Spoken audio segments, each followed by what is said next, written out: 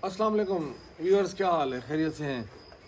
आज 4 नवंबर है और इमरान खान के लॉन्ग मार्च का आज छठा दिन है। आज इमरान खान के कंटेनर पर कातलाना हमला हुआ है, जिसकी वजह से इमरान खान और उसके साथी शरीर ज़ख्मी हुए हैं। पता ये चला है कि 1 या 2 शख्स शहीद भी हो गए हैं और उनकी मौत वाक़ई हो गई है। सवाल ये पैदा होता है सबसे पहले, बीइंग अ क्रिमिनल लॉयर, कि कंटेनर के ऊपर खड़े हुए एक शख्स ने, कि जिसका वहाँ से खड़े हुए आधा जिस्म नज़र आता है, उसको ज़मीन पे खड़ा हुआ शख्स क्या उसकी टांग पर गोली मार सकता है? तो इसका जवाब है कतन नहीं। तो यकीनन ये गोली नीचे वाले शख्स की नहीं लगी इमरान खान को, या जिन लोगों को पेट में गोलियां लगी हैं, इन लोगों को गोलियां ज़मीन से नहीं लगी, इन लोगों को गोलियां किसी बिल्डिंग की छत से लगी हैं। अभी पता ये चला है कि जो शख्स मौके पर गिरफ्तार हुआ है, उससे बड़ा महंगा पिस्टल रिकवर हुआ है। गो के उसके पास एक चाइनीज़ मोटरसाइकिल था जो वो अपने मामू की शॉप पर खड़ा करके आया। इस हवाले से मुख्तलिफ टीवी चैनल्स पर मुख्तलिफ प्रोग्राम हो रहे हैं। बोल चैनल पे भी हो रहा है और ARY पे भी हो रहा है। वहाँ पे शाह खबर साहब हैं, जो कि साबका अटॉर्नी जनरल रहे हैं, हाई कोर्ट के जस्टिस भी रहे हैं।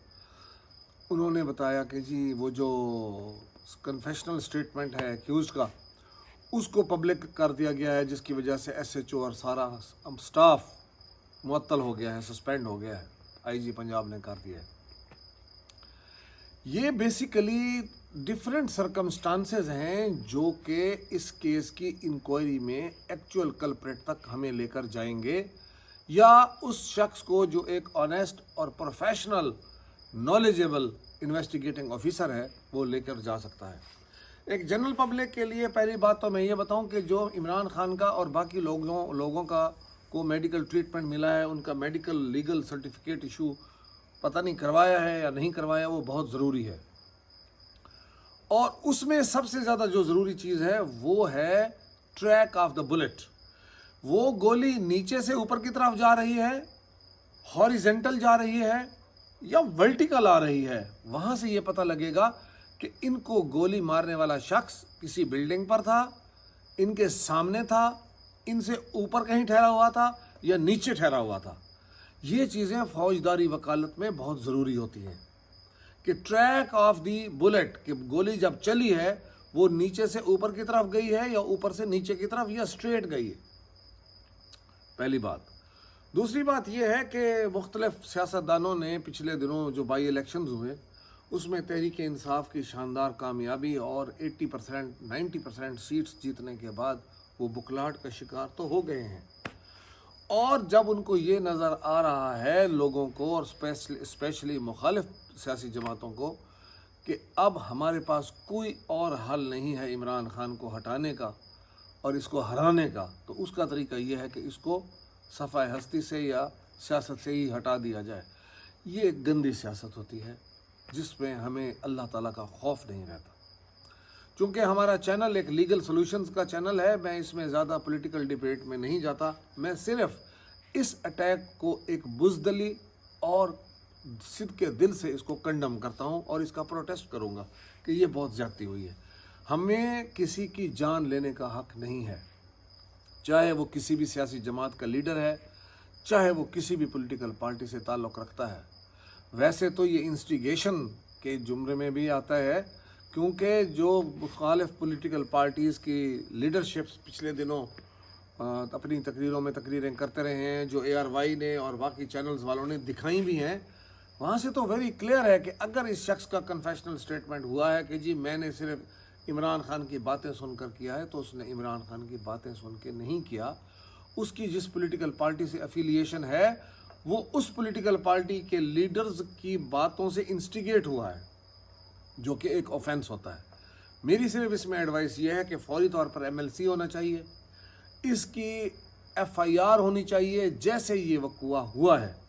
उसके बाद ये बात इन्वेस्टिगेटिंग ऑफिसर पर छोड़ देनी चाहिए कि वो इसकी ऑनेस्टली इन्वेस्टिगेशन करें। जहाँ तक उस एक्यूज्ड का जो पकड़ा गया है उसका कन्फेशनल स्टेटमेंट या उस कन्फेशनल स्टेटमेंट को पब्लिक कर देने वाली बात है, इस हवाले से बहुत सारे वकला हजरात भी TV पे आ रहा के अपनी अपनी राय दे रहे हैं। मेरी उन सब बड़े सीनियर लॉयर से रिक्वेस्ट है کہ اس کی رائے کو یا اس کی کنفیشن کو پبلک کر دینے سے اس کیس پر 0% بھی افیکٹس نہیں ہوں گے. اس کا کوئی اثر نہیں ہوتا. کنفیشنل اسٹیٹمنٹ بیفور مجسٹریٹ ہوتا ہے اور ضروری نہیں ہوتا کہ جو کنفیشنل اسٹیٹمنٹ ہو اس کو مان لیا جائے. اس کے اوپر ایک انویسٹیگیشن بھی ہوتی ہے. عدالتیں، قانون ساز ادارے اگر ایسے ہو پھر تو مسئلہ ہی ختم ہو جائے. اگر آپ لوگوں کو یاد ہو، جو سینئر لوگ دوست ہیں، جو سینئر لوگ ہیں، یا اگر یاد نہیں ہے تو میں آپ کو بتاؤں کہ ایک جوینائل جسٹس سسٹم بنا تھا کہ بچوں کو سزا ہو جاتی تھی کیپٹل پنشمنٹس کے کیس میں.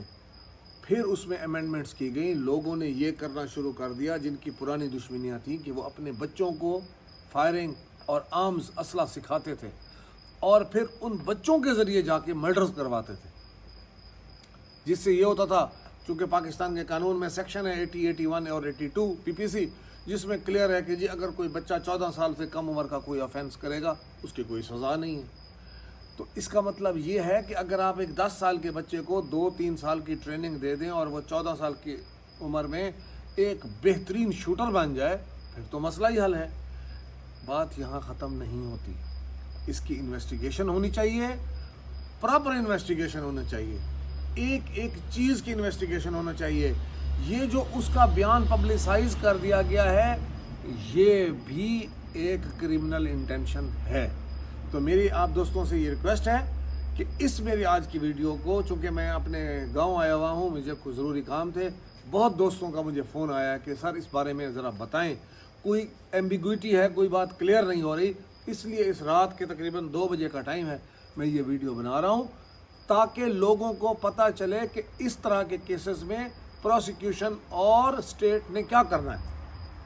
میری اس میں ریکویسٹ ہے کہ انتہائی قابل آنیسٹ پولیس آفیسر سے اس کی انویسٹیگیشن کی جائے وداؤٹ اینی پریجوڈس. اور یہ جو لوگ پکڑے گئے ہیں ان کی، اور پھر میڈیکل ایویڈنس کو مد نظر رکھ کر ان تمام گھروں کا، ان جگہوں کا DNA ٹیسٹ ہو کہ وہاں پر کون تھا جس نے یہ شوٹ کیا. یہ میں یقین سے کہتا ہوں کہ یہ گولیاں نیچے سے نہیں لگیں، یہ اوپر سے لگی ہیں. امید ہے آپ کو آج کی ویڈیو پسند آئے گی. اس کو پسند کریں اور اس کو میرے چینل کو سبسکرائب کریں. Thank you very much.